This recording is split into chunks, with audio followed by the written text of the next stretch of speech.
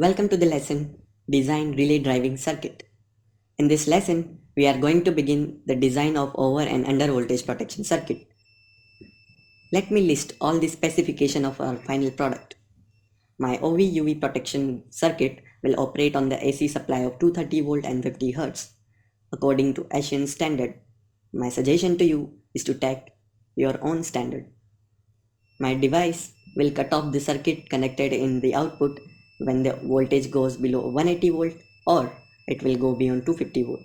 Means it will consider the safe range from 180 volt to 250 volt. Beyond these voltages, there will be an unsafe voltage range. So it will cut off the external circuit. We're gonna start with the switching circuit. This is my switching circuit, and here we have a refrigerated circuit connected in the output.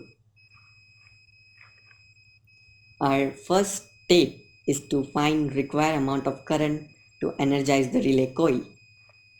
My relay has the input voltage rating of 5 volt and resistance of relay coil is 71.9 ohms when I measured it with a multimeter. We can reduce the current by Ohm's law. Hence current required is 69.541 ampere because this current will be supplied by collector of transistor, hence I called it collector current, that is IC. Now next step is to select the appropriate transistor. While selecting a transistor, we should keep these points in our mind.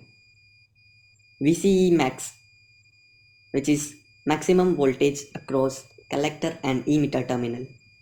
It must be at least greater than 2 times the relay operating DC voltage. IC max, which is collector current, which is maximum collector current. It must be at least greater than 2 times the current required by the relay coil. Switching frequency or speed must be greater than your requirement. SOA, safe operating area, of that transistor must match your environmental conditions, and it should be cheap, but we should not compromise the above requirements. Keeping all these selection criteria in mind, I selected a BJT name 2N2222 because the following data given in the datasheet meets my requirements. Now, our next step is to determine the value of IB, base current. We know the relation between base current, collector current, and current gain. Collector current of my design was 69.541 ampere, and I took the minimum value of beta from datasheet, which is 35. Using this relation, base current is 1.986 milliamperes. It means to get 69.541 ampere collector current, I need to supply 1.986 milliampere of base current. Now, the next and final step is to determine the value of RB, that is base resistor,